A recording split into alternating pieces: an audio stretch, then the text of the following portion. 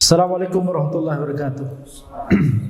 Alhamdulillahirabbil alamin wassalatu wassalamu ala sayyidina Muhammadin wa ala alihi washabihi ajmain. Amma ba'd. Kita lanjutkan perkataan penulis rahimahullahu taala, wa idza ru'ya fi baladin lazima shaumu jami'an nas. Jika hilal terlihat di suatu negeri, maka puasa menjadi wajib bagi seluruh orang. Jika hilal terlihat di suatu negeri, maka puasa menjadi wajib bagi seluruh orang di seluruh negeri. Ini pendapat muktamad di mazhab Hambali, yaitu hilal global. Hilal global itu pendapat muktamad mazhab Hambali. Dan ini cuma Syafi'iyah yang berpendapat hilal itu dilihat sesuai dengan yakni apakah waktu terbitnya hilal sama atau tidak, ittihadul matalik. Jadi yang dilakukan oleh negeri-negeri kaum muslimin di zaman sekarang itu melaksanakan pendapatnya mazhab Syafi'i, yaitu setiap negeri melihat hilal dan setiap negeri berpuasa sesuai dengan keputusan pemerintahnya. Tapi kalau di mazhab Hambali, mereka pendapat muktamadnya adalah hilal global.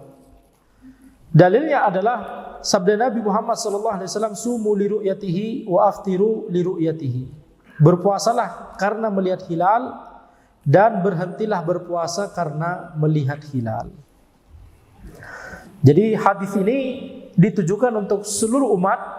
Makanya kemudian Hanabilah berpendapat kalau ada satu orang sudah melihat hilal, maka seluruh kaum muslimin di seluruh negeri harus mulai berpuasa. Tapi tentunya dari pendapat mazhab Syafi'i, Anda lebih cenderung pada pendapat mazhab Syafi'i dalam masalah ini, ya. Karena waktu terbitnya hilal itu berbeda-beda antara setiap negeri, dan syariat telah mengkaitkan awal puasa Ramadan dengan melihat hilal. Jadi sama seperti masalah sholat, ya.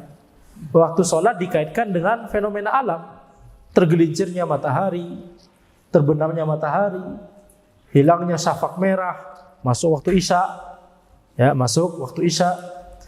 Jadi beda daerah bisa beda jam, betul tidak? Maka setiap daerah waktu sholatnya adalah sesuai dengan waktu fenomena alam itu terjadi di daerah tersebut. Nah, demikian pula dalam masalah hilal. Wallahu a'lam. Kemudian, tapi intinya, ya, antum catat aja, antum pelajari pendalilan dari setiap pendapat. Tentunya Anda tidak mau membahas terlalu banyak pendapat. Anda sebutkan pendapat yang kalau sekiranya pendapat muktamad mazhab Hambali itu kurang familiar, Anda sebutkan pendapat kedua mazhab Hambali yang itu lebih familiar. Pendapatnya Syafi'iyah tadi itu adalah pendapat kedua juga di mazhab Hambali dalam masalah ini. Baik. Wa yusabu bi ru'yati adlin walau abdan aw unsa. Puasa Ramadan ditetapkan berdasarkan penglihatan dari satu orang yang adil walaupun dia adalah budak atau perempuan.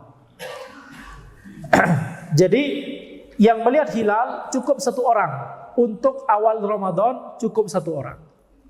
Untuk akhir Ramadan yaitu Syawal, hilal Syawal harus dua orang. Demikian pula hilal Zulhijjah untuk penetapan kapan Idul Adha harus dua orang juga. Tapi untuk awal Ramadan cukup satu orang yang adil. Apa itu adil? Adil itu adalah orang yang bagus agamanya. Man hafadhu 'alal wajibat wa tarakal kaba'ir wa lam yusir 'alas shaghair. Orang yang mengerjakan hal-hal yang wajib, yang meninggalkan hal-hal yang merupakan dosa besar dan tidak terus-menerus melakukan dosa-dosa kecil. Ini namanya adil. Jadi kalau ada orang yang bagus agamanya, yaitu adil barusan, dia melihat hilal, kemudian dia berkata kepada pemerintah, karena tadi kita katakan pendapat yang Anda lebih cenderung adalah ini harus dikembalikan kepada keputusan pemerintah. Maka kalau pemerintah melihat orang ini bagus agamanya, diterima. Nah, kalau tidak, orang fasik misalkan, dia berusaha melihat hilal, habis itu dia datang ke perwakilan pemerintah, datang masuk ke sidang isbat sambil minum khamr, bawa botol khamr misalkan, Anda barusan melihat hilal. Kira-kira diterima tidak? Tidak diterima. Ya, jadi cukup satu orang saja. Kenapa? Karena ada hadis yang diriwayatkan oleh Abdullah bin Umar radhiyallahu anhuma. Beliau berkata, "Tara'an nasul hilal fara'aituhu fa akhbartu Rasulullah sallallahu alaihi wasallam fa shama wa amara an-nas bisiyamihi." Orang-orang berusaha melihat hilal, kemudian aku berhasil melihat hilal, kemudian aku kabarkan kepada Rasulullah sallallahu alaihi wasallam. Kemudian beliau berpuasa dan memerintahkan orang-orang untuk berpuasa. Ini riwayat dari Abdullah bin Umar radhiyallahu anhu. Jadi cukup satu orang yang melihat hilal. Kalau orang tersebut baik agamanya, bagus agamanya, maka bisa diterima oleh pemerintah dan pemerintah menetapkan bahwa besok adalah puasa Ramadan. Cukup satu orang. Kenapa tidak harus dua seperti bulan-bulan yang lain? Karena ihtiyat, ya. Ihtiyat yaitu kalau misalkan kita butuh dua orang, maka nanti bisa jadi besok beneran sudah Ramadan, tapi cuma satu orang yang melaporkan melihat hilal, tapi kemudian kita tolak. Nah, bagaimana kalau besok ternyata beneran Ramadan? Ihtiyat, kehati-hatian. Mazhab Hambali menggunakan ini, menariknya Mazhab Syafi'i juga menggunakan argumentasi ini. Ihtiyat. Tapi dalil utamanya dalam masalah ini adalah hadis dari Abdullah bin Umar radhiyallahu anhuma tadi. Hadisnya jelas.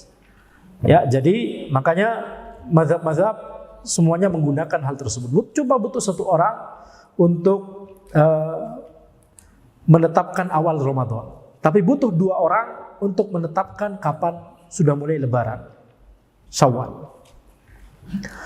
Walaupun dia budak atau perempuan tetap diterima, ya, karena selama orang tersebut bagus agamanya, baik agamanya, maka sebagaimana ketika dia meriwayatkan hadis, hadisnya diterima, maka ketika dia meriwayatkan yang dia telah melihat hilal, itu juga diterima. Kemudian penulis berkata, wa in shamu bi ru'yati wahidin aw li ghaimin 30 yawman wa lam yural hilalu lam yuftiru. Kalau seseorang jika puasa ditetapkan karena satu orang melihat hilal atau karena mendung, lalu orang-orang telah berpuasa selama 30 hari dan hilal tidak terlihat, maka mereka tidak boleh berhenti berpuasa. Baik, gimana ini penjelasannya? Misal, di awal Ramadan cuma ada satu orang yang berhasil melihat hilal. Satu orang tersebut lapor ke pemerintah, ke sidang isbat, diterima. Besok ditetapkan satu Ramadan. Baik. Berarti awal Ramadan ditetapkan oleh satu orang. Kemudian setelah itu nanti pada hari ke-29 sorenya kita berusaha melihat hilal. Betul tidak? Dan ternyata mendung. Ya, dan ternyata mendung. Kita baru Ana menggabung dua kasus. Kita fokus pada satu kasus lebih dulu. Jadi pada tanggal 29 langitnya cerah, tapi hilal tidak terlihat. Berarti apa? Berarti besok masih puasa, belum masuk Syawal, betul? Baik. Tanggal 30 sorenya kita lihat hilal lagi. Kita lihat hilal lagi. Cerah dan hilal tidak terlihat. Apa yang harus kita lakukan besok? Tadi Anda sebutkan fikih itu ada dalil, ada taklil, betul tidak? Ini taklil. Gak ada dalil yang berbicara masalah ini, tapi ini para ulama dari berbagai mazhab mereka berdebat dengan taklil, argumentasi. Apakah kita pakai taklil pertama, yaitu 1 bulan tidak mungkin lebih dari 30 hari. 1 bulan Hijriah. Antara 29 hari atau 30 hari. Sekarang kita sudah puasa berapa hari? 30 hari. Antum nggak perlu melihat hilal sore ini. Melihat hilal itu kemarin. Ini sudah hari ke-30 Ramadan. Kita sudah puasa 30 hari. Maka sore ini nggak perlu melihat hilal, besok berarti sudah lebaran. Betul? Pakai taklil yang pertama, yaitu 1 bulan tidak lebih dari 30 hari. Taklil yang kedua, al-ihtiyat, mazhab Hambali. Gimana? Kita di awal Ramadan berpuasa Ramadan karena 1 orang melihat hilal. Cuma 1 orang itu yang melihat hilal. Sementara kita menentukan awal Syawal butuh 2 orang. Betul? Kalau di hari ke-29 kita puasa, langit cerah, gak melihat hilal sama sekali. Tanggal 30 hari kita puasa, langit cerah, kita juga gak melihat hilal. Kemudian kita tetapkan besok sudah mulai 1 Syawal, berarti secara tidak langsung kita telah menetapkan awal Syawal cuma dengan 1 orang. Betul? Cuma dengan 1 orang di awal tadi. Dan ini bisa jadi di awal tadi ketika 1 orang melihat hilal itu bisa jadi penglihatan dia salah. Yang dia lihat bukan hilal tapi Venus. Misalkan, ya. Baik. Jadi bulan itu bulat atau datar? Bulan itu bulat. Matahari bulat. Venus bulat. Jupiter, Saturnus, Pluto, semuanya bulat. Bumi aja yang datar katanya. Yang bulat tahu bulat. Ya, jadi itu gambar WA-nya santri senior anak yang lain. Aziz, kenapa antum baru datang?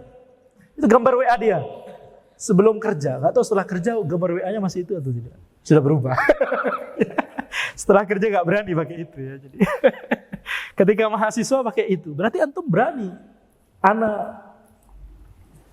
Japri antum dengan gambar WA-nya tahu bulat bumi datar.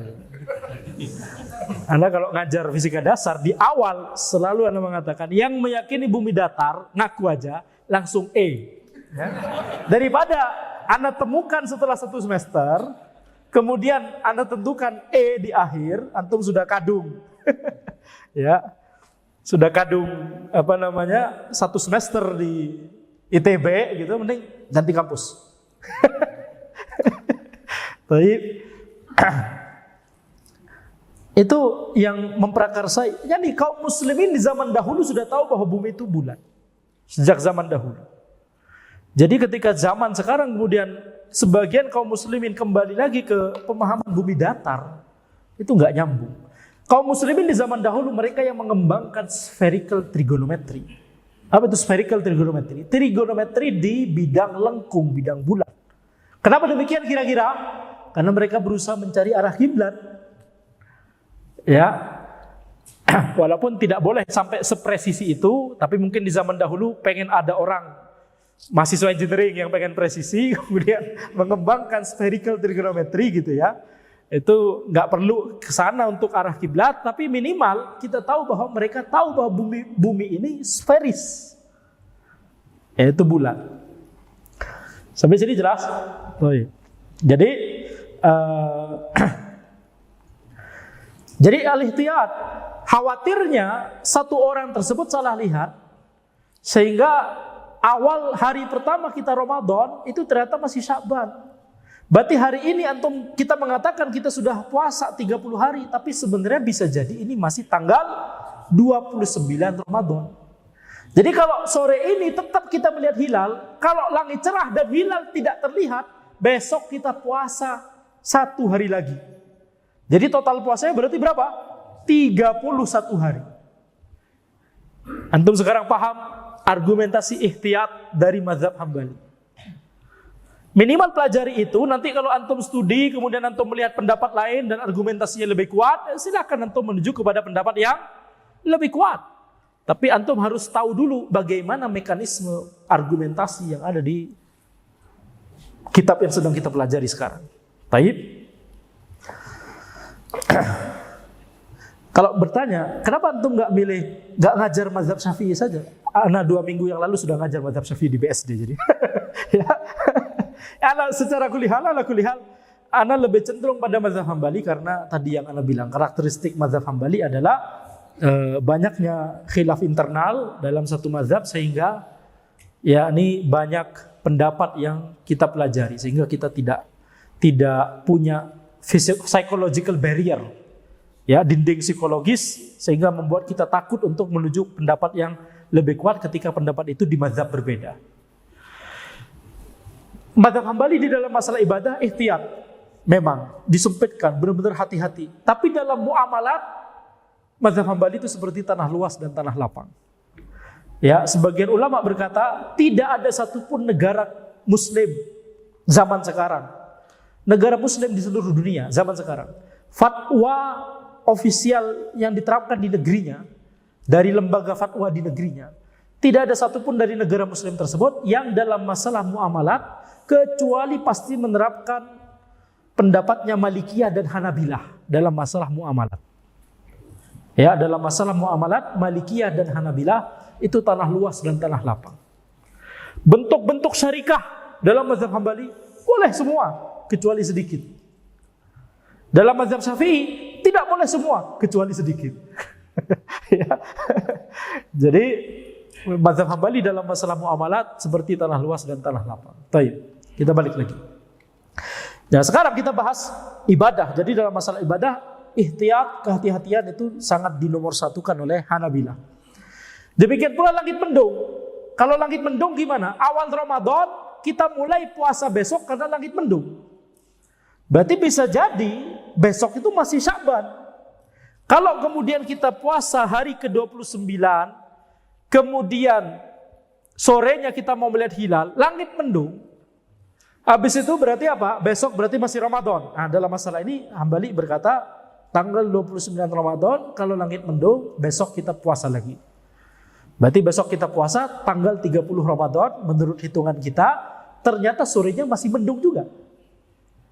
Ya, sorenya masih mendung juga. Besok ini mudah mulai lebaran atau tidak? Besok mulai lebaran atau tidak? Itu pertanyaannya. Berdasarkan kalimat ini, maka menggunakan kaidah ihtiyat di mazhab Hambali, karena awal Ramadan itu ditetapkan secara dzon, secara prasangka, langit mendung, ya udah besok kita puasa, anggap ini satu Ramadan. Ini kan prasangka. Bagaimana kalau waktu itu masih Sya'ban? Sehingga hari ini tanggal 30 Ramadan menurut hitungan kita, bagaimana kalau realitanya ini masih tanggal 29 Ramadan? Berarti apa yang harus kita lakukan besok? Kita puasa 1 hari lagi supaya Ramadan beneran. Ya, ini bisa jadi Ramadan tahun ini 29 hari, tapi kan bisa jadi Ramadan tahun ini 30 hari, betul tidak? Nah, makanya kemudian total jumlah hari puasanya adalah 31 hari. Nah, antum kalau tahu argumentasi ini, nanti kalau belajar pendapat di mazhab lain, antum tinggal ngubah dikit. Oh, kalau di mazhab Hambali argumentasinya gini, kalau di sini argumentasinya gini. Jadi kita mudah untuk belajar mazhab lain, tapi kita harus benar-benar paham. Nggak cuma paham menghafal kalimat di sini, tapi paham mekanisme di bawahnya, apa argumentasi di baliknya, di bawahnya. Nah, inilah argumentasi di baliknya. Jadi dalam 1 tahun seseorang itu bisa jadi puasa untuk Ramadan, dia niatkan untuk Ramadan bisa jadi puasa 31 hari. Bisa juga dia berpuasa 32 hari. Gimana? Kalau di awal Sya'ban mendung. Awal Sya'ban mendung, sehingga apa? Kita jadikan Rajab cuma 29 Rajab saja. Ketika 29 Rajab mendung, berarti besok sudah kita asumsikan Sya'ban. Kemudian nanti 29 Sya'ban mendung lagi. Berarti apa? Kita besok puasa, kita asumsikan 1 Ramadan. Kemudian nanti setelah kita puasa 29 hari di bulan Ramadan ini, menurut hitungan kita sudah kita puasa 29 hari. Kemudian kita sore-sore melihat hilal, mendung. Berarti apa yang harus dilakukan? Besok masih Ramadan. Berarti ini puasa ke-30. Sore hari kita melihat hilal lagi, mendung. Besok lebaran atau tidak ini? Ini malam ini tarawih atau tidak ini? Kita flashback. Ya, kita flashback. Penetapan awal Sya'ban karena mendung. Kita asumsikan Rajab 29. Tapi bagaimana kalau Rajab 30? Penetapan Ramadan karena mendung. Kita jadikan Sya'ban waktu itu 29 hari saja. Bagaimana kalau Sya'ban ternyata 30? Bagaimana kalau Rajab dan Sya'ban sama-sama 30 hari? Kemudian Ramadan ini bagaimana kalau sama-sama 30 hari juga? Jadi apa? Jadi di tanggal 30 menurut hitungan kita, sebenarnya kita masih 28 hari bisa jadi Ramadannya. Sehingga apa? Sehingga kita tambah 2 hari lagi puasa Ramadan. Ya kalau besok kemudian bisa melihat hilal, oh ternyata ini sudah muncul hilalnya, ya sudah selesai. Kalau ternyata tadi beneran sudah Id, harusnya tadi sholat Id, ya sudah sholat Idnya diqadha. Ya, tapi kalau misalkan itu mendung terus, ya sudah berarti kita puasa selama 32 hari. Bisa 33 hari? Hah? Bisa 33 hari? Bisa. Kalau ketika tanggal 29 Jumada al-Akhirah 29 Jumada al-Akhirah mendung, jadikan 29 hari saja. Besok sudah Rajab. 29 Rajab mendung, jadikan 29 hari saja Rajab ini. Besok sudah Sya'ban. Ketika 29 Sya'ban mendung, besok jadikan Sya'ban cuma 29 hari saja. Besok sudah Ramadan. Kemudian 29 Ramadan kita berusaha melihat hilal, mendung. Berarti besok puasa lagi 30. Sorenya kita berusaha melihat hilal, mendung lagi. Maka kita flashback. Betul tidak? Penetapan awal Rajab, Sya'ban dan Ramadan ini kita karena mendung. Bagaimana kalau Jumada al-Akhirah sebenarnya 30 hari? Rajab sebenarnya 30 hari. Sya'ban sebenarnya 30 hari. Dan Ramadan sebenarnya 30 hari. 4 bulan sebenarnya 30 hari. Sehingga hari ini seharusnya kita baru berpuasa 27 hari dari Ramadan yang sebenarnya. Berarti kurang 3 tambah 3. Jadi dalam 1 tahun tersebut kita puasa untuk niat Ramadan 33 hari. Coba bayangkan, sejauh itu sampai Hanabilah menggunakan kaidah ihtiyat, kehati-hatian. Dan gak bisa maksimalnya 33 hari. Gak bisa 34. Karena para ulama mengatakan 1 bulan bisa 30 hari terus secara berurutan, itu maksimal yakni 4 bulan. Tadi kita asumsikan Jumada, bagaimana kalau Jumada al-Akhirah 30 hari, Rajab 30 hari, Sya'ban 30 hari, Ramadan 30 hari. Sudah 4 bulan kita asumsikan 30 hari semua. Ini mungkin. Tapi kalau bulan kelima itu 30 hari juga tidak mungkin. Ya. Jadi jangan kemudian bagaimana kalau Jumada al-Ula? Bagaimana kalau nanti antum puasa Ramadan 40 hari. Enggak sampai ke sana ya. Maksimalnya 33 hari. Ini dicatat nanti keluar di ujian ya nanti. Nanti ada ujian ya. Soalnya mudah, insyaallah. Jawab yang susah ya. Baik. Yang juara 1, 2 dan 3 untuk masing-masing ikhwan dan akhwat ada hadiah. Tapi untuk yang hadir di masjid ini saja, yang online lewat streaming ya enggak ada hadiahnya ya insyaallah. Hadiahnya beli sendiri. Tapi nanti diumumkan juga kalau nilainya misalkan nilai tertinggi nanti diumumkan juga yang online siapa. Baik, insyaallah. Kemudian penulis berkata, "Waman ra'ahu wahdahu farudda aw ra'al hilal Syawal wahdahu shoma." Barang siapa melihat hilal sendirian lalu ditolak, hilal Ramadan melihat sendirian lalu ditolak oleh pemerintah karena dia orang fasik misalkan, tapi dia yakin bahwa melihat hilal, dia puasa besok.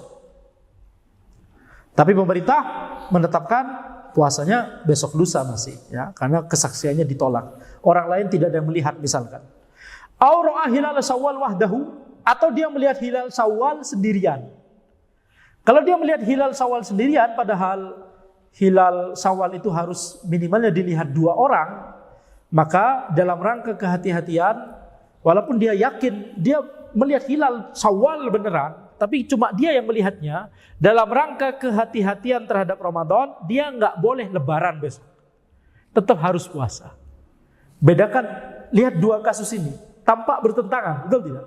Kalau dia di awal Ramadan, lihat hilal Ramadan, dia sendirian, besok puasa. Tapi dia ditolak kesaksiannya oleh pemerintah karena dia fasik misalkan, datang ke sidang isbat sambil bawa khamar misalkan, ya. Misalkan, ditolak. Dia tetap wajib puasa besok karena dia melihat hilal itu. Kehati-hatian terhadap Ramadan. Gimana kalau besok ternyata beneran Ramadan? Dia sudah melihat hilal, pemerintah nggak berdosa, rakyat nggak berdosa karena cuma dia yang melihat hilal dan dia orang fasik. Tapi dia sendiri melihat hilal. Dan besok bagaimana kalau beneran Ramadan? Bagi dia wajib untuk berpuasa Ramadan. Kehati-hatian terhadap Ramadan. Tapi kalau dia melihat hilal Syawal sendirian, baik walaupun diterima oleh pemerintah atau tidak, tapi cuma dia sendiri, nggak 2 orang, berarti pemerintah tetap menetapkan lebaran besok lusa. Bagi dia gimana? Lebarannya besok atau besok lusa? Lebarannya besok lusa tetap. Tidak boleh besok, walaupun dia yakin melihat hilal Syawal. Kenapa? Kehati-hatian terhadap Ramadan. Jadi walaupun 2 kasus ini tampak bertentangan, tapi sebenarnya sama-sama argumentasinya, yaitu kehati-hatian terhadap Ramadan. Baik. Jadi ketika akhir Syawal, akhir Ramadan, kita mengatakan antum melihat cuma sendirian. Nah, kita ragukan penglihatan antum sekarang. Daripada besok antum mulai lebaran, ternyata besok sudah masih Ramadan, lebih baik antum tetap puasa besok. Baik. Wa in sabata naharan amsaku wa qadaw kaman balagha aw aslama aw tahurat min haidin aw nifasin aw qadima min safarin muftiran. Jika hilal baru terbukti pada siang hari, maka mereka harus melakukan imsak. Imsak itu maknanya adalah menahan diri dari pembatal puasa hingga terbenam matahari. Yani enggak makan, enggak minum, tidak melakukan pembatal puasa yang lain sampai matahari terbenam, sampai maghrib. Jadi kalau hilal baru terbukti pada siang hari, misalkan tadi ya langit cerah, ini 29 Sya'ban, langit cerah. Kemudian di negeri kita berusaha melihat hilal, tidak terlihat. Kemudian misalkan belum ada kabar dari negeri lain. Kalau Hanabilah kan berpendapat hilal global. Kita nunggu kabar dari negeri lain. Kalau negeri lain ada satu negeri saja yang sudah mengatakan hilal terlihat, kita harus ikutan puasa. Walaupun di negeri kita hilal gak terlihat, padahal langit cerah. Tapi misalkan kabar belum nyampe, misalkan ini di zaman dahulu belum ada WA dan siaran berita, ya. Jadi berarti besok ini karena langit cerah nggak terlihat hilal, besok berarti tidak puasa. Besok masih Sya'ban.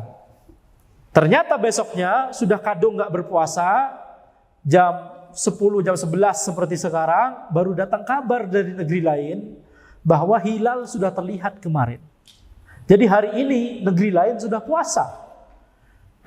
Dan tadi pakai hilal global, mazhab Hambali pakai hilal global. Jadi apa? Apa yang harus dilakukan oleh orang-orang di negeri ini? Mereka harus melakukan imsak. Tidak makan, tidak minum, dan tidak melakukan pembatal puasa yang lain sampai akhir hari, sampai matahari terbenam. Dalam rangka memuliakan, menghormati waktu Ramadan, dan dalam rangka mereka wajib sebenarnya untuk puasa sekarang. Tapi mereka salah kemarin, jadinya mereka nggak puasa. Tapi sebenarnya mereka wajib. Makanya mereka wajib imsak. Dan wajib qadha, karena kan harusnya ini Ramadan dan mereka nggak berpuasa, wajib qadha. Jadi makanya di sini disebutkan wajib imsak dan qadha. Kaman balagha, seperti orang yang menjadi baliw di tengah siang. Orang yang menjadi balighah di tengah siang, misalkan dia tidak berpuasa, anak kecil, belum balighah, dari awal hari gak berpuasa, jam 11 seperti sekarang, tiba-tiba balighah. Gimana kira-kira kok tiba-tiba balighah itu gimana ceritanya? Hah? Mimpi basah. Tidur siang, kemudian mimpi basah, sehingga balighah pada saat itu. Sehingga apa ini? Tadi masih belum balighah, masih belum mukallaf. Setelah bangun mimpi, setelah bangun tidur, maka dia menjadi balighah. Jadi wajib puasa Ramadan pada hari itu, tapi dia nggak puasa Ramadan dari tadi. Maka anak ini wajib imsak dan wajib mengqadha. Wajib menahan diri dari pembatal puasa sampai matahari terbenam dan wajib qadha. Pendapat kedua, dan ini pendapat di mazhab Syafi'i, tidak wajib imsak, sunnah saja imsak. Ya, disunahkan saja imsak. Tapi dalam mazhab Hambali wajib imsak, wajib menahan diri. Kenapa? Karena dia sudah jadi orang yang terkena kewajiban puasa Ramadan. Jadi walaupun puasa Ramadannya tidak sah, kalaupun memaksakan puasa Ramadan, minimal dia melakukan hal-hal yang seperti puasa Ramadan, yaitu imsak, menahan diri dari pembatal-pembatal puasa, menahan diri dari pembatal-pembatal puasa sampai terbenam matahari. Anak kecil yang tadi tiba-tiba balighah di tengah siang, wajib imsak dan qadha. Bisa balighahnya karena mimpi basah atau bisa balighahnya karena umurnya tepat 15 tahun Hijriah, tepat pada 10.53.00 misalkan ya. Karena lahirnya pada saat itu 10.53.00 ya misalkan ya. Ustaz, 10.53.00 detik 00 itu ketika kepalanya keluar atau kakinya keluar. Baik. Ini engineering lagi, betul tidak? Permasalahan engineering, nggak perlu dipasangin sensor. Inilah masalah kalau santri kita banyak mahasiswa engineering ya. Jadi antum fisika bukan engineering. Antum engineering ya. Baik. Au aslama, atau masuk Islam di tengah siang. Masuk Islam di tengah siang wajib imsak dan wajib qadha. Alasannya tadi, dia menjadi orang yang wajib untuk puasa Ramadan pada hari tersebut, sehingga minimal dia melakukan hal-hal yang seperti puasa Ramadan, yaitu imsak. Ini istilah imsak beda dengan istilah imsak yang kita ketahui, jadwal imsakiyah. Itu beda, ya, maknanya sama-sama menahan diri, yaitu tidak makan, tidak minum, dan tidak melakukan pembatal puasa. Nanti kita bahas tentang masalah imsakiyah, jadwal. Baik. Au tahurat min haidin au nifas, atau suci dari haid dan nifas. Wanita awalnya haid sehingga dia tidak puasa dan tidak sah kalaupun berpuasa. Jam 11 siang suci dari haid. Dalam mazhab Hambali wajib imsak, wajib qadha. Kalau wajib qadha jelas. Mungkin yang baru bagi antum wajib imsak. Wajib untuk menahan diri, yakni tidak makan, tidak minum, dan tidak melakukan pembatal puasa yang lain sampai terbenam matahari. Ini pendapat di mazhab Hambali. Kalau di mazhab Syafi'i, sunnah saja imsak. Sunnah, yakni berpahala berarti kalau melakukannya. Sunnah saja. Ya, jadi ini perbedaan pendapat di dua mazhab ini. Kalau ana lebih cenderung pada pendapat yang menunjukkan disunnahkan. Ya, tidak sampai wajib karena mereka tidak wajib dari awal hari. Ya, jadi tidak wajib imsak. Anak kecil yang baru balighah di awal hari gimana? Di awal hari ini belum wajib. Wanita haid di awal hari belum wajib. Orang ini masuk Islam di tengah siang, tadi di awal hari masih kafir. Jadi tidak sampai wajib untuk imsak, tapi sunnah saja. Baik, ini yakni perkara khilafiyah. Sekali lagi, Anda cuma menyebutkan pendapat lain kalau itu sekiranya pendapat yang disebutkan di sini kurang familiar, ya. Nah, bisa jadi akhwat para wanita di Indonesia selama ini menerapkan pendapat Syafi'iyah, yaitu ketika suci dari haid jam 11 siang, ya nanti masih boleh makan dan minum. Kan dari tadi emang nggak puasa, betul tidak? Nah, itu argumentasi yang kuat. Kan dari tadi nggak puasa. Apa dalil yang mewajibkan untuk harus imsak? Tidak sampai kuat. Jadi tidak sampai ketika tidak ada dalil yang kuat untuk mengeluarkan orang dari hukum asal. Hukum asalnya adalah makan dan minum itu boleh. Betul tidak? Jadi makanya Anda lebih cenderung pada pendapat yang tidak sampai wajib. Baik. Atau hurat min haidin aw nifas aw qadima min safarin muftiron, atau tiba dari safar dalam keadaan tidak berpuasa. Orang safar sehingga dia tidak berpuasa sampai di tujuan jam 11 siang misalkan. Berarti dia mukim sampai di rumahnya misalkan, pulang ke rumahnya jam 11 siang nyampenya.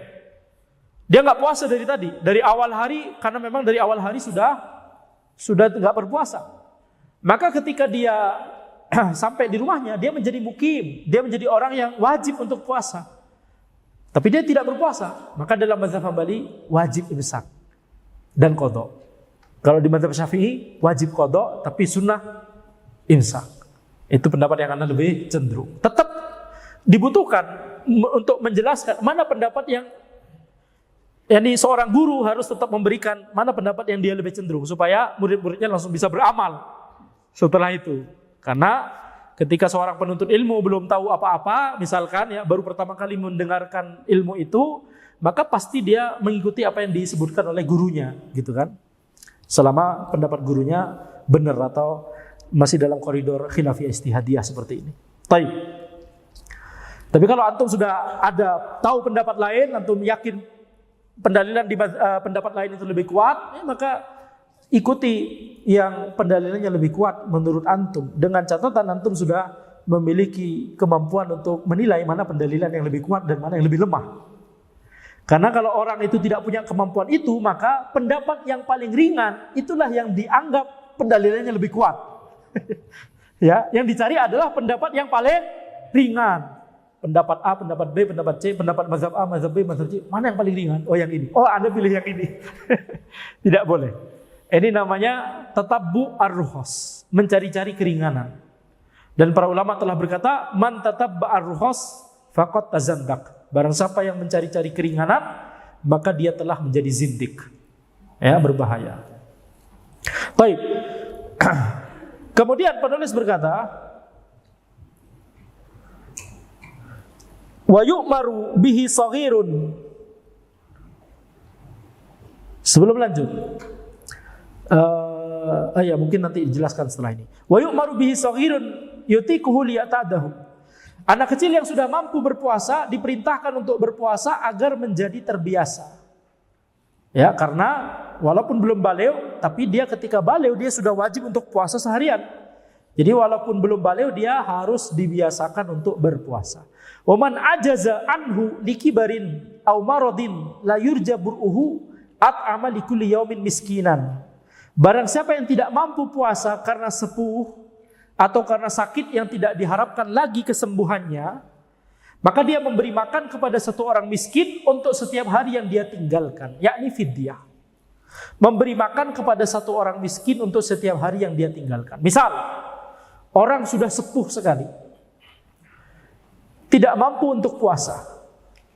Sudah sepuh sekali, tapi akalnya masih ada, masih nyambung. Kalau sudah nggak bisa lagi diajak bicara, sudah pikun, itu berarti apa? Pena sudah diangkat. Ya nggak apa-apa kita mengatakan puasa gitu ya. Tapi sebenarnya pena sudah diangkat. Tapi ini akalnya masih bagus, cuma sudah nggak mampu secara fisik karena sudah sangat sepuh. Kalau kita nggak puasa, memang boleh berarti nggak puasa karena sudah sepuh nggak mampu. Tapi nanti apakah qadha? Tidak wajib qadha karena sudah nggak mampu lagi berpuasa. Jadi apa yang harus dia lakukan? Bayar fidyah.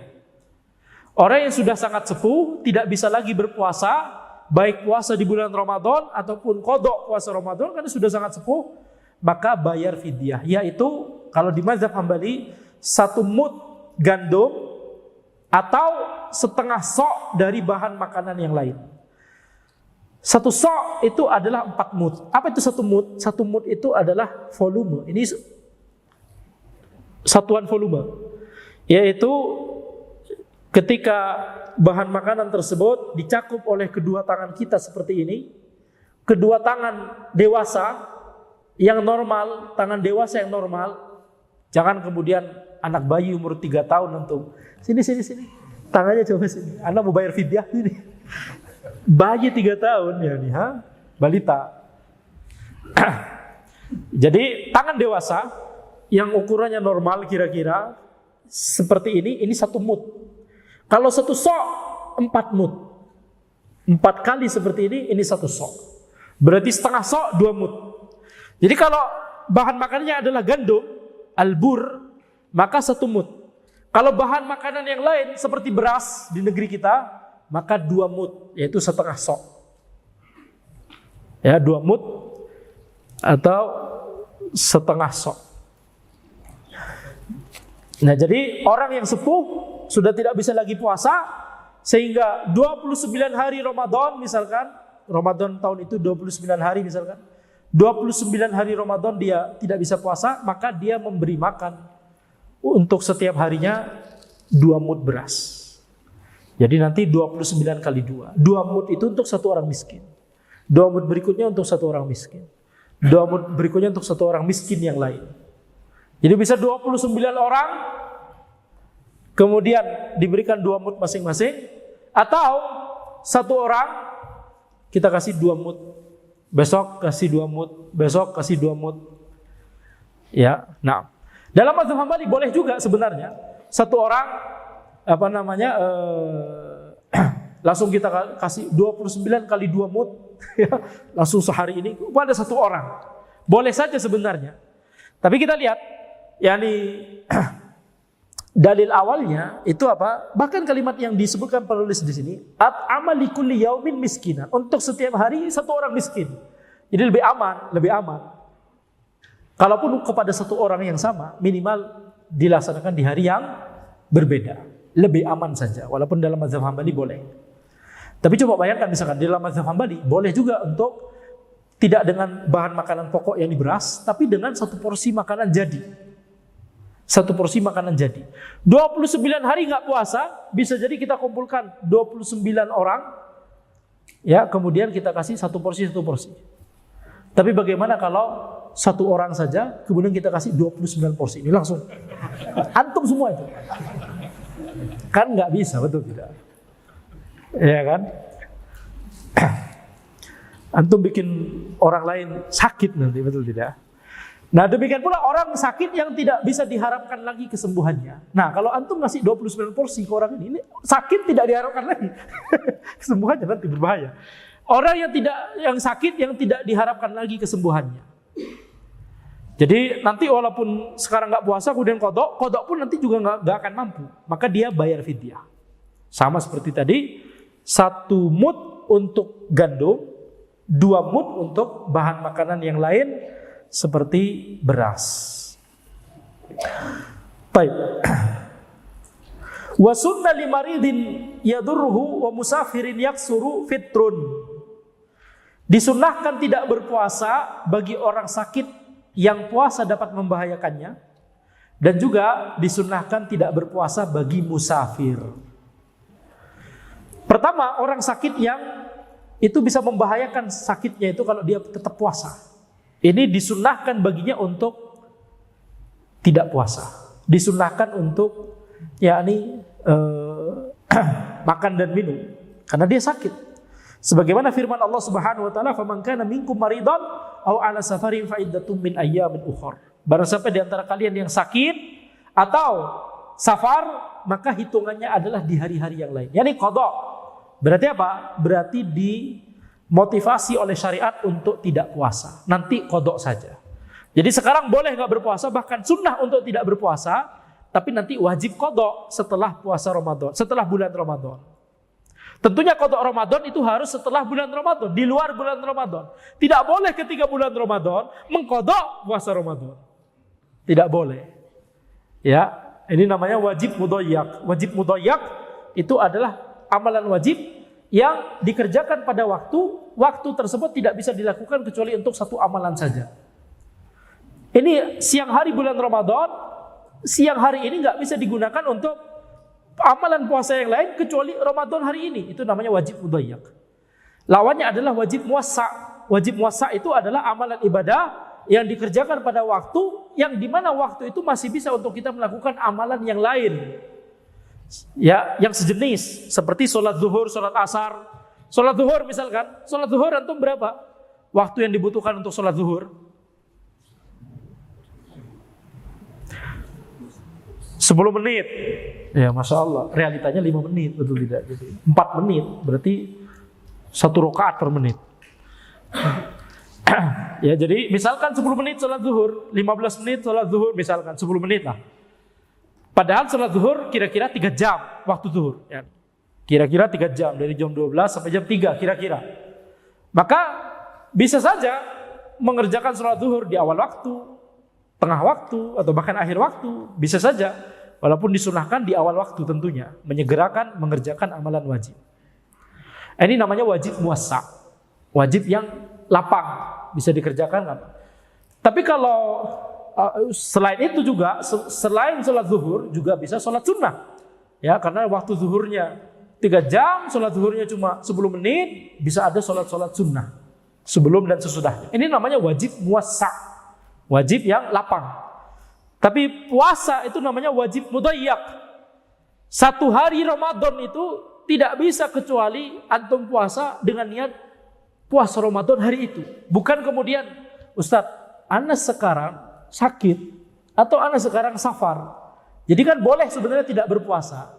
Tapi ana tetap memilih puasa dalam rangka untuk qada puasa Ramadan tahun lalu. Ya. Maka apa tanggapannya? Antum jangan aneh-aneh. Ya. Ini tidak boleh. Kalau antum berpuasa hari ini, itu harus untuk Ramadan hari ini.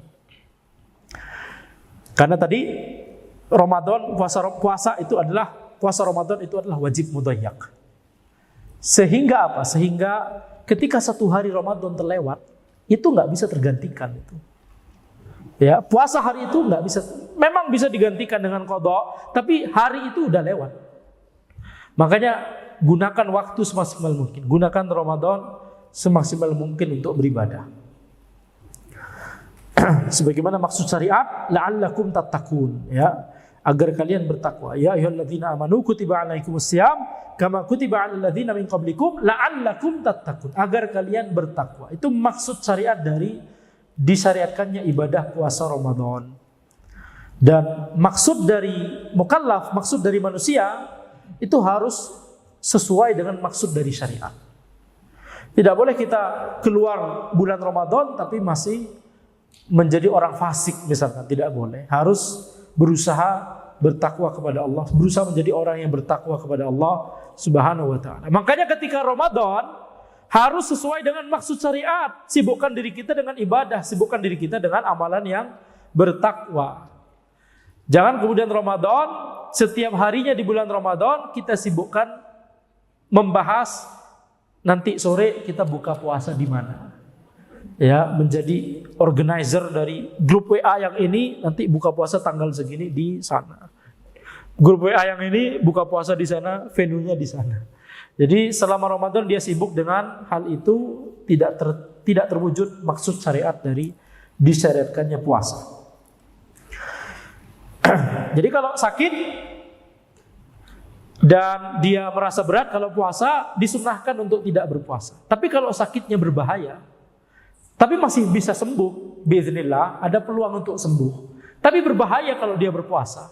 Ini bahkan menjadi wajib untuk tidak berpuasa. Ini kadang nyala, kadang mati. Ya. Bahkan dalam kondisi itu bahkan wajib untuk tidak berpuasa. Baik, kapan? Ketika sakitnya itu membahayakan, benar-benar membahayakan. Sehingga kalau dia beneran tetap puasa, bisa membahayakan tubuhnya. Ini hukumnya bisa naik. Tidak hanya sunnah untuk tidak puasa, tapi wajib untuk tidak puasa. Kemudian safar, asalkan safarnya itu sudah membolehkan untuk qashar salat, maka disunnahkan untuk tidak berpuasa.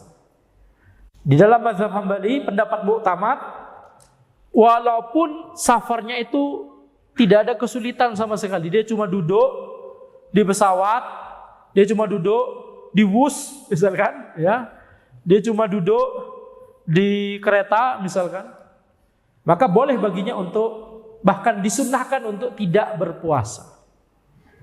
Disunnahkan untuk tidak berpuasa. walaupun safarnya tidak berat.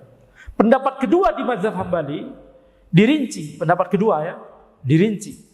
Kalau safarnya ringan, tidak berat sama sekali, tetap diutamakan lanjut puasa, tetap diutamakan berpuasa. Kenapa?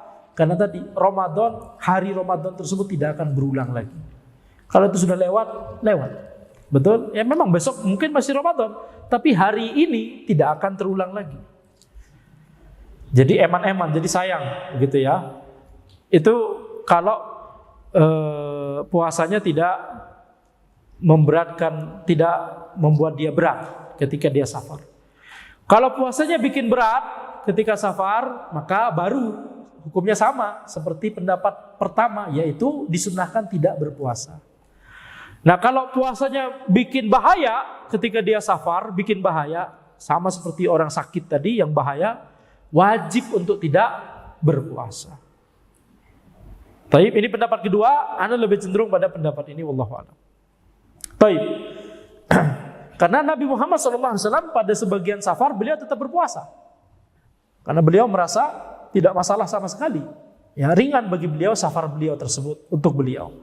Dan beliau tetap melanjutkan puasa. Jadi itulah pendalilan dari pendapat kedua.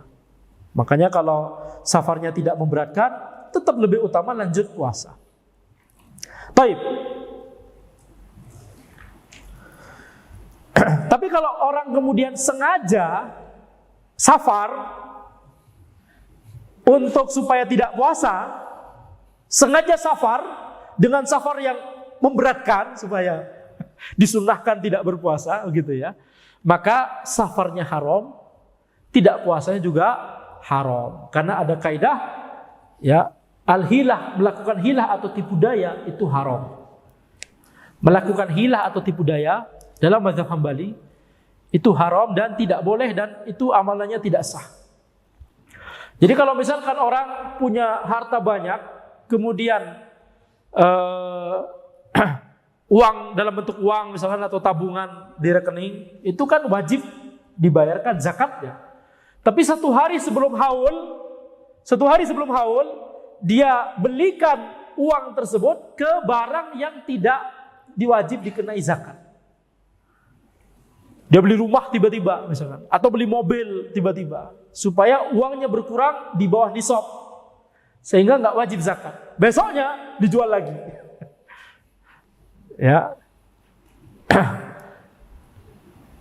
dengan kalimat iklan, lecet dikit nggak ngaruh gitu misalnya. Bahkan nggak lecet sama sekali. Kenapa? Belinya baru kemarin, belum dipakai sama sekali. Kenapa antum beli kemarin kemudian nggak dipakai? Menghindari kewajiban zakat. Jujur banget ya. Maka dalam mazhab Hambali perbuatan itu haram, zakat tetap wajib. Zakat tetap wajib. Karena ini namanya hilah, tipu daya. Baik.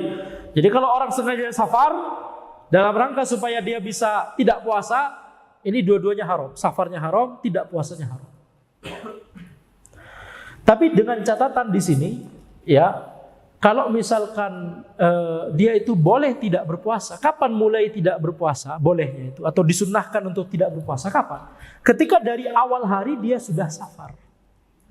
Kalau misalkan dia safar menggunakan pesawat atau kereta, jadi ada jadwal tiketnya. Misalkan jadwal tiket jam 11 siang, tidak boleh bagi dia untuk dari malam hari dia berniat besok anak tidak berpuasa. Tidak boleh bagi dia dari awal untuk berniat untuk tidak berpuasa. Kenapa demikian? Karena ketika hari ini masuknya waktu subuh, ya, posisi dia masih mukim atau sudah musafir? Masih mukim.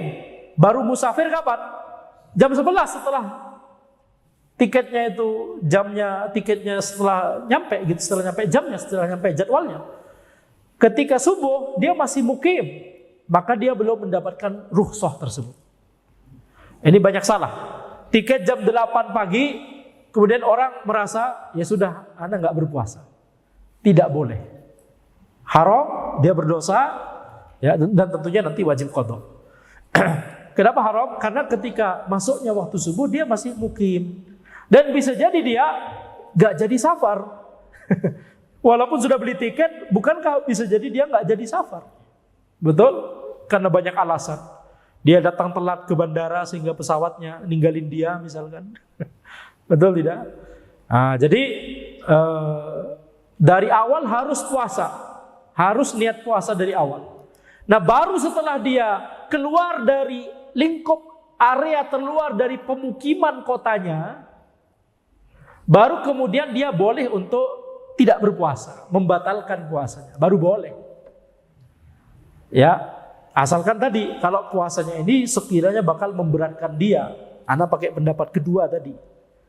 Tapi nanti di ujian selalu pakai pendapat pertama ya. Baik, supaya antum tetap tahu mana pendapat pertama, supaya terlatih, supaya bisa rapi. Ketika ditanya apa pendapat muktamad dalam mazhab Hambali dalam masalah ini, antum bisa jawab. Tidak hanya pendapat kedua. Sampai sini jelas? Baik. Jadi pendapat pertama di mazhab Hambali, sekedar antum safar, safarnya itu sudah membolehkan qashar salat sekitar 80-an kilometer kalau menurut mazhab Hambali dan mazhab Syafi'i, maka 83 kilometer. Maka yakni antum disunnahkan untuk tidak berpuasa walaupun safarnya ringan. Itu pendapat muktamad mazhab Hambali. Tapi kapan dia sudah mulai berstatus musafir? Dia sudah mulai berstatus musafir ketika dia sudah keluar dari lingkup terluar area pemukiman dari kotanya. Nah, kalau misalkan dia naik mobil dari Bandung mau ke Jakarta, itu sudah jarak safar yang membolehkan qashar? Sudah membolehkan qashar. Walaupun pakai wus cuma setengah jam. Sudah membolehkan qashar dan sudah membolehkan untuk tidak berpuasa. Asalkan di Jakarta dia masih safar. Bukan kemudian di Jakarta adalah rumah orang tuanya, berarti mukim juga di Jakarta berarti. Kalau antum mengunjungi kota yang itu ada rumah orang tua antum atau rumah mertua antum, itu berarti antum sudah bukan musafir lagi di situ. Mukim antum di situ. Rumah orang tua atau rumah mertua. Mukim. Jadi semakin banyak rumah mertuanya, maka kita harus hindari membahas. Maksud ana, mertua antum kaya sekali sehingga rumahnya banyak.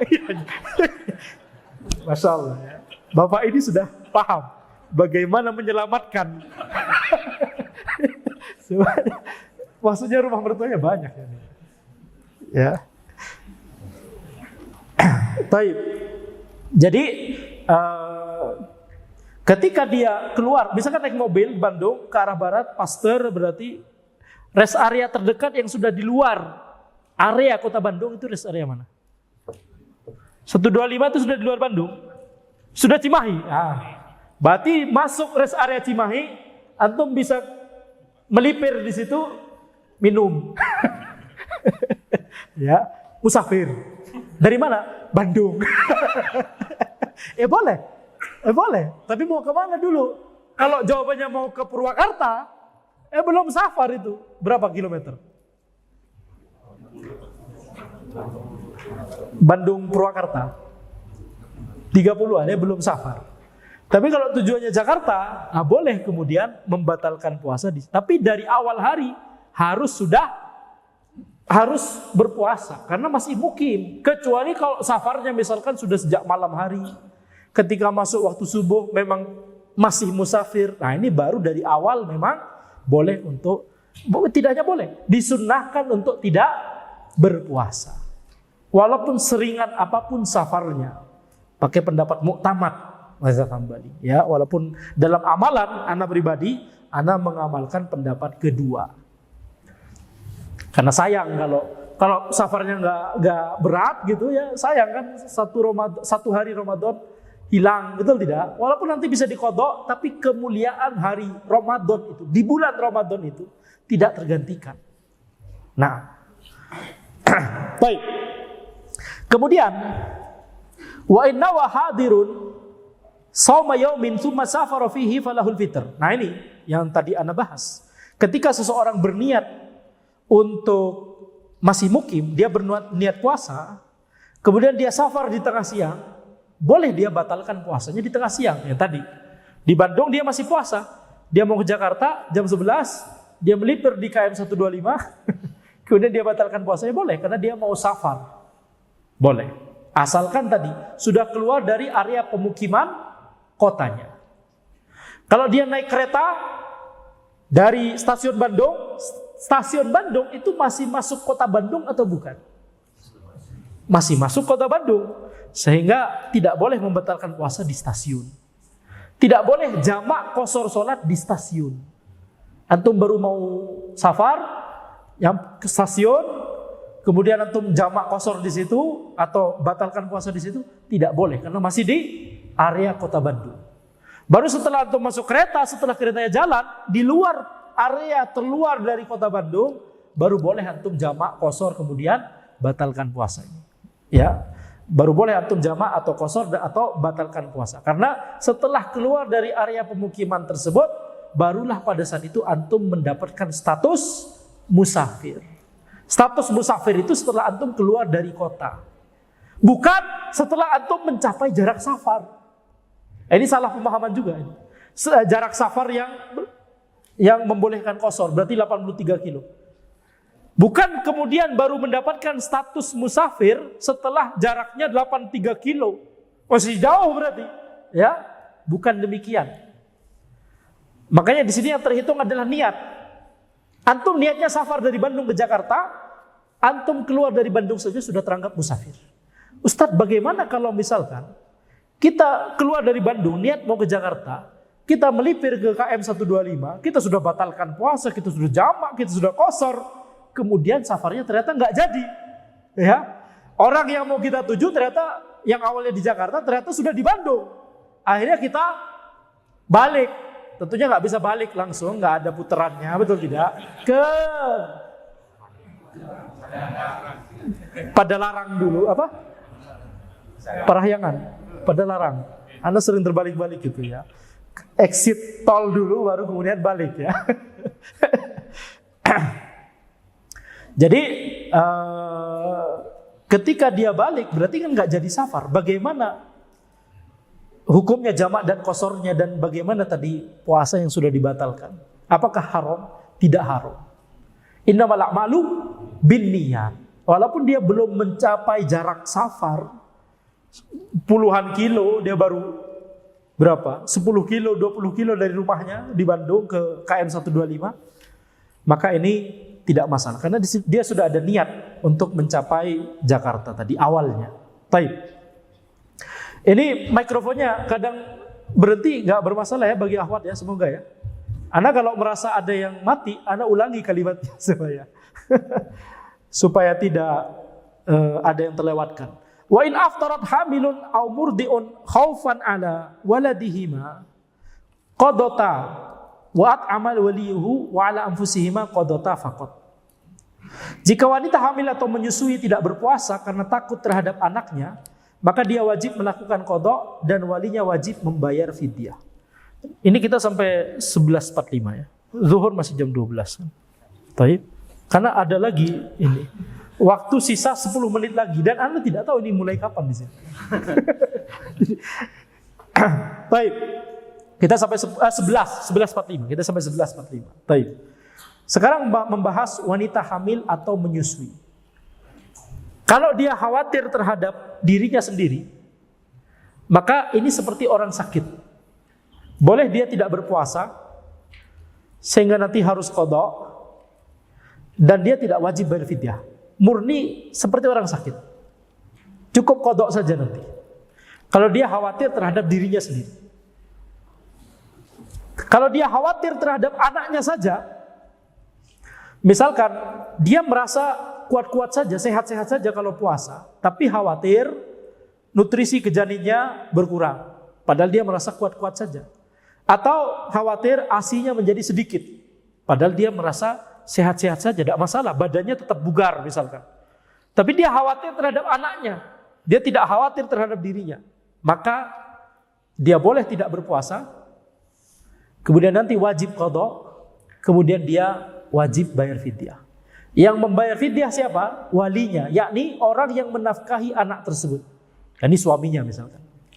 Ya kalau perempuannya ini single parent, dia yang menafkahi sendiri, ya sudah dia sendiri yang membayarkan fidyahnya misalkan. Ya, jadi kewajibannya dua, qadha dan fidyah. Kalau khawatirnya terhadap anaknya saja. Taib, ini berdasarkan riwayat dari Abdullah bin Abbas radhiyallahu anhuma ketika beliau menafsirkan firman Allah Subhanahu wa taala wa 'alal ladzina yutiqunahu fidyatun ta'amu miskin. Ibnu Abbas berkata, kanat rukhsatan lisyakhil kabir wal mar'atil kabirah wa huma yutiqanis siyam ayyuftira. Ya, rukhsah bagi orang yang sudah sepuh, wanita yang sudah sepuh, mereka nggak mampu lagi untuk berpuasa, mereka itu boleh untuk tidak berpuasa. Wa yut'ima makana kulli yaumin miskinan. Dan mereka memberi makan untuk setiap satu orang miskin, memberi makan satu orang miskin untuk setiap hari yang ditinggalkan. Bergantian. Ya, jadi wa yut'ima makana kulli yaumin miskinan wal hubla wal murdi idza khafata ala auladihima aftarata wa at'amata. Jadi bagi wanita hamil dan menyusui, jika khawatir terhadap anaknya, maka mereka tidak berpuasa dan mereka bayar fidyah. Yaitu memberikan makan satu orang miskin kepada setiap hari yang ditinggalkan. Jadi ini tafsirannya Abdullah bin Abbas radhiyallahu anhu. Wanita hamil dan menyusui ketika khawatir terhadap anaknya saja, dia selain wajib qadha, wajib juga bayar fidyah. Kalau misalkan wanita tersebut khawatir terhadap dirinya dan anaknya sekaligus, khawatir kepada dua-duanya, dirinya badannya sendiri lemas kalau puasa, kemudian khawatir nutrisi ke janinnya berkurang atau ASI-nya menjadi sedikit ke bayinya yang dia susui, maka ini berarti khawatir kepada dua-duanya, dirinya dan anaknya. Ini juga dikiaskan kepada orang sakit. Intinya selama dia ada khawatir kepada dirinya sendiri, ini seperti orang sakit. Jadi untuk wanita yang khawatir kepada dua, dirinya dan anaknya, cukup qadha saja, tidak perlu bayar fidyah. Boleh tidak puasa tapi nanti qadha saja, tidak perlu bayar fidyah. Ini mazhab Hambali, mazhab Syafi'i sama pendapatnya. Walaupun dalam masalah ini banyak khilaf, tapi kebetulan mazhab Syafi'i, mazhab Hambali sama dalam masalah ini. Jadi kita ulangi, kita ringkas. Wanita hamil dan menyusui, kalau khawatir terhadap dirinya, apa yang wajib dia lakukan? Qadha saja, nggak perlu fidyah. Kalau khawatir terhadap anaknya saja, apa yang harus dia lakukan? Qadha dan fidyah. Kemudian kalau khawatir terhadap dirinya dan anaknya, qadha saja.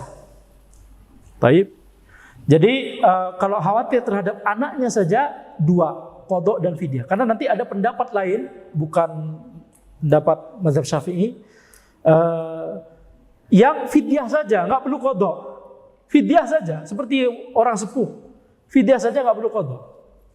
Ini ada pendapat demikian, tapi pendapat yang lebih kuat adalah tetap wajib qadha, ya, tetap wajib qadha selain fidyah. Kalau orang tersebut khawatir terhadap anaknya saja. Baik.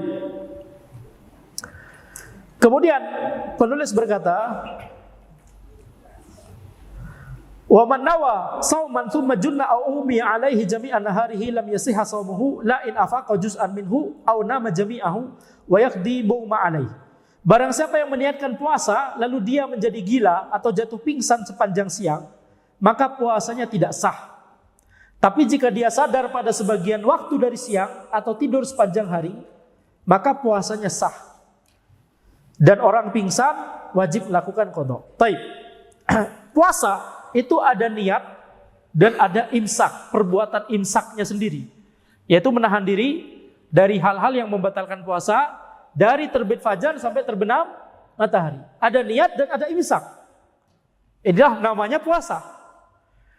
Sehingga kalau orang tersebut berniat tapi tidak ada imsak, tidak ada perbuatan imsak yang dilakukan, seperti misalkan sebelum fajar dia terkena penyakit gila, kemudian terus gila sampai terbenam matahari, maka puasanya tidak sah. Walaupun tadi malam sudah niat puasa. Tapi karena qadarullah terkena penyakit gila dari sebelum fajar sampai setelah terbenam matahari, maka puasa hari itu tidak sah. Dan dia tidak wajib qada. Karena kan orang gila bukan mukallaf. Betul? Nah. Tapi kalau misalkan orang gila tadi sepanjang siang dari terbit fajar sampai terbenam matahari, itu kita sebut sepanjang siang karena siang hari dalam syariat itu adalah dari terbit fajar hingga terbenam matahari. Malam hari menurut syariat dari terbenam matahari sampai terbit fajar. Terbit fajar ya, bukan terbit matahari. Patokannya adalah terbit fajar dan terbenamnya matahari. Jadi kalau dia gila sepanjang siang dari sebelum terbit fajar hingga setelah terbenam matahari, tapi di tengah-tengah siang, jam 8 pagi atau jam 5 sore atau jam 1 siang, dia sadar walaupun cuma sebentar. Sadar dari penyakit gilanya walaupun cuma sebentar. Puasanya sah atau tidak? Dia tadi malam sudah niat puasa.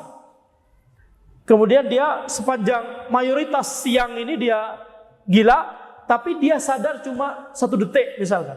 Di jam 8 pagi. Atau jam 1 siang, atau jam 5 sore misalkan. Puasanya sah? Puasanya sah. Kenapa? Karena tadi malam sudah niat dan ada imsak. Ada perbuatan imsak yang dia lakukan ketika dia masih sadar walaupun cuma sebentar. Betul tidak? Maka ini puasanya sah. Demikian pula orang pingsan. Tadi malam sudah niat puasa.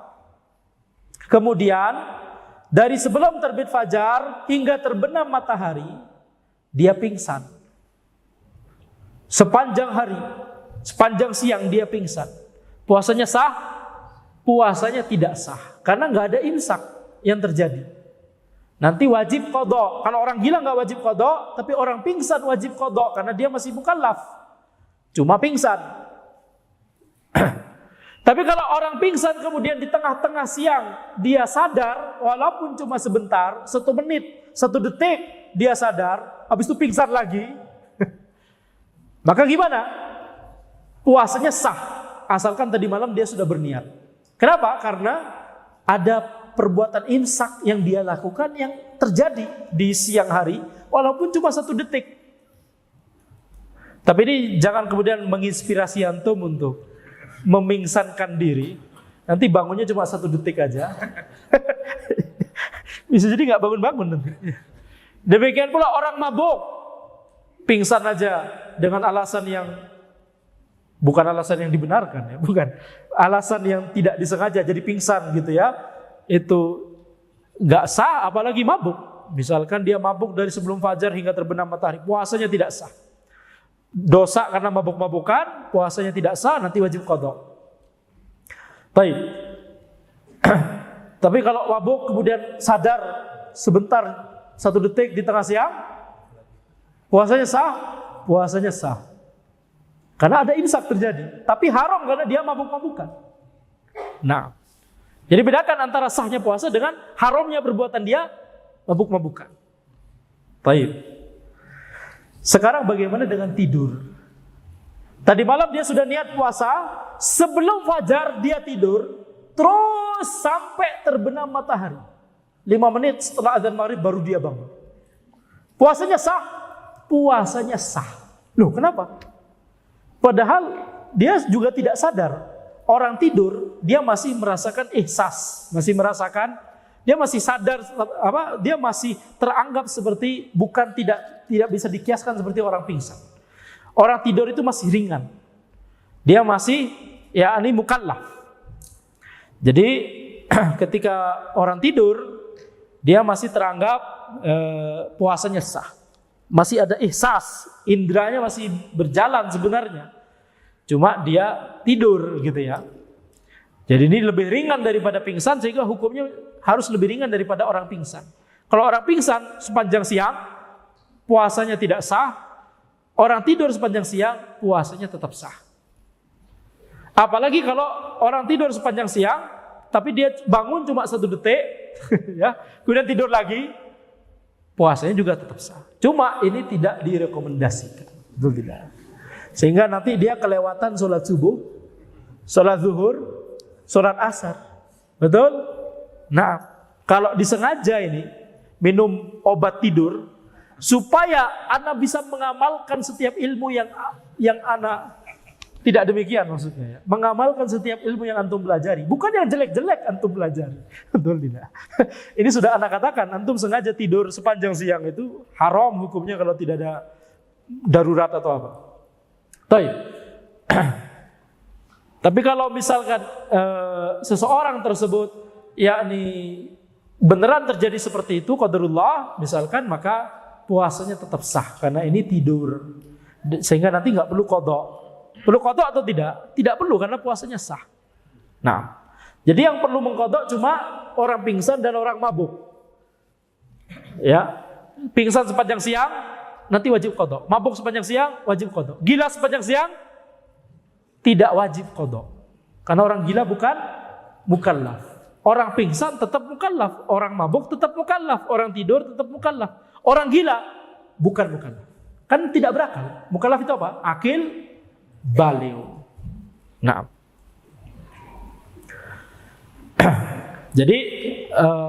Jadi kalau orang awalnya wajib puasa, kemudian sebelum fajar tidak terkena kewajiban puasa karena gila, sampai terbenam matahari, maka puasanya tidak sah.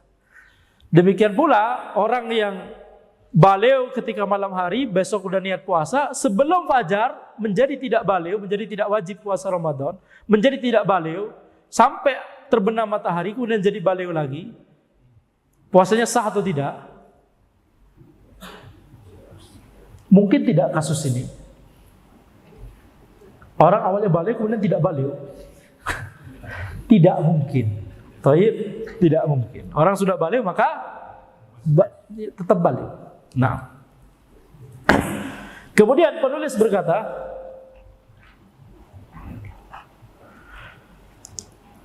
wa yajibu ta'yinun niyyah minal lail li shaumi kulli yaumin wajibin la niyatal fardhiyah.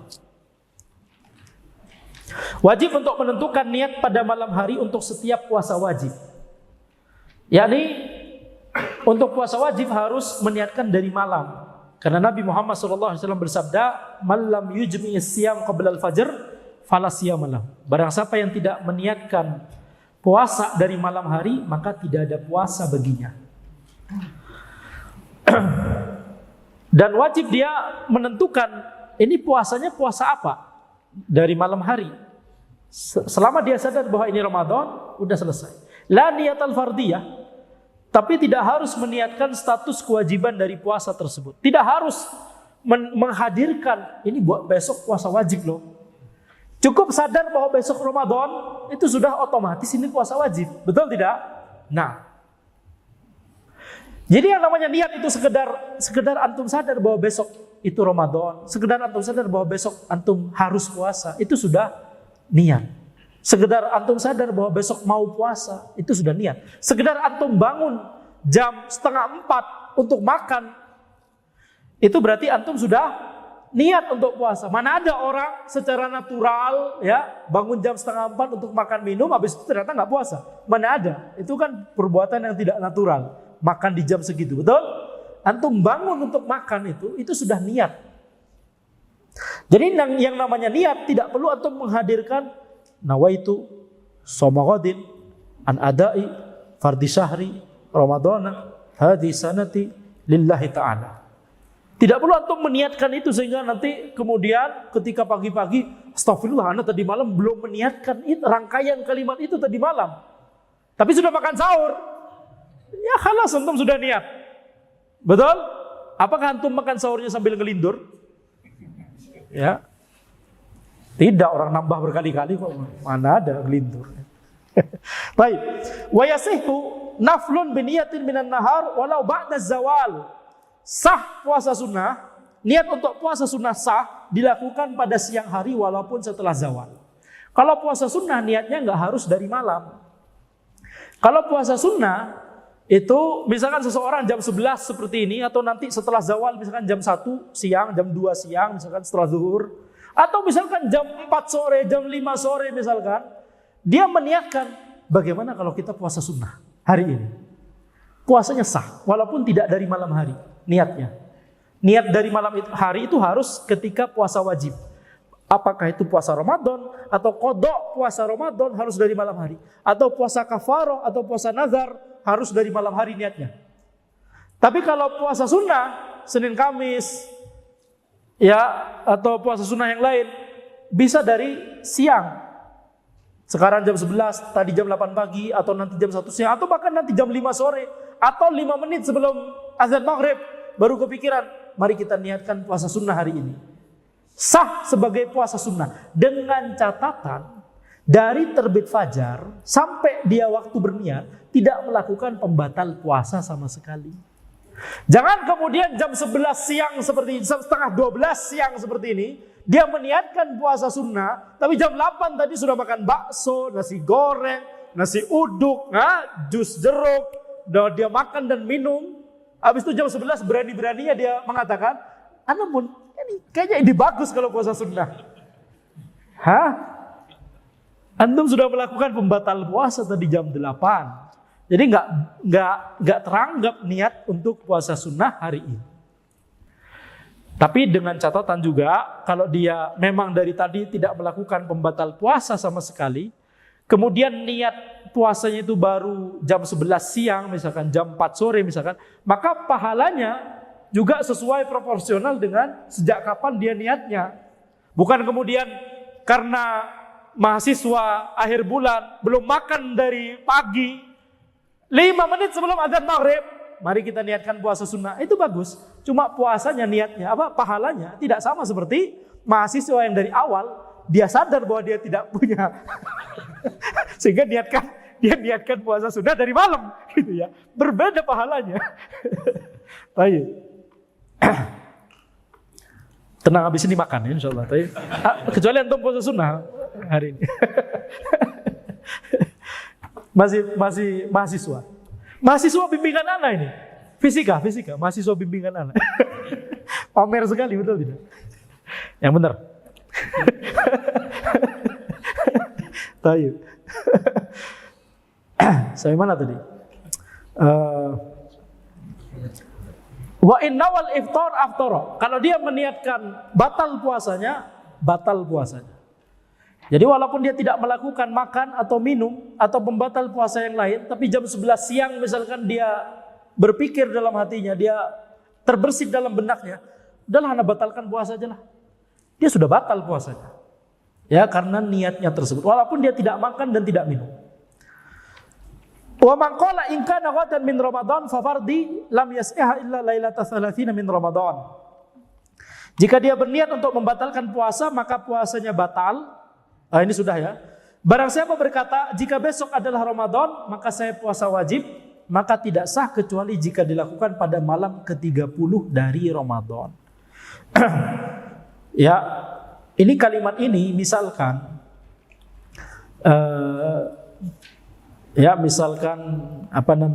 awal Ramadan, Sya'ban, 29 Sya'ban, langit mendung. Kemudian tadi kita katakan di pendapat Mu'tamad Mazhab Hambali ketika langit mendung besok berarti puasa atau masih Sya'ban? Langit mendung. Di pendapat Mu'tamad Mazhab Hambali, besok puasa Ramadan, niat Ramadan dengan kuat. Harus meniatkan, besok Anda niatkan untuk Ramadan. Tapi kalau niatnya seperti ini, kalau besok beneran Ramadan, maka ini puasa wajib. Kalau besok bukan Ramadan, ya sudah, berarti Anda walaupun nggak makan, nggak minum, ya sudah berarti bukan terniat puasa, tapi sekedar nggak makan, nggak minum aja. Ini namanya niat yang mutaraddidah, niat yang tidak yakin. Kalau besok Ramadan, maka ya udah ini puasa. Kalau besok bukan Ramadan, sebenarnya masih Sya'ban, ya udah itu berarti Anda nggak lagi berpuasa. Ini niatnya berarti tidak yakin. Ini nggak sah niat seperti ini. Kalau di awal Ramadan. Tapi kalau di akhir Ramadan, seperti misalkan 29 Ramadan, langit mendung, ya, sehingga besok tetap puasa Ramadan, tapi kemudian dia berniat, kalau besok masih puasa Ramadan, ya udah ini puasa wajibku sebagai puasa Ramadan. Tapi kalau besok ternyata sudah Syawal, maka ya udah berarti besok walaupun ana tidak makan dan tidak minum, itu teranggap bukan puasa, karena kan haram untuk puasa di hari Idul Fitri, betul tidak? Kalau niatnya seperti ini di akhir Ramadan, boleh. Boleh, karena hukum asalnya masih Ramadan. Jadi kalau niatnya ragu-ragu seperti ini, maka yang menyelamatkan dia adalah hukum asal ini masih Ramadan. Tapi kalau di awal Ramadan, hukum asalnya masih Sya'ban. Kalau dia meniatkan seperti ini, maka itu nggak sah sebagai niat puasa. Karena hukum asalnya masih Sya'ban, betul tidak? Nah. Baik. Insya Allah kita lanjutkan setelah istirahat siang dan sholat zuhur berjamaah dan makan siang ya. Kita masuk pada pembahasan pembatal-pembatal puasa di sesi berikutnya. Hadza wallahu a'lam. Subhanakallahumma bihamdika asyhadu an la ilaha illa anta astaghfiruka wa atubu ilaik. Assalamualaikum warahmatullahi wabarakatuh.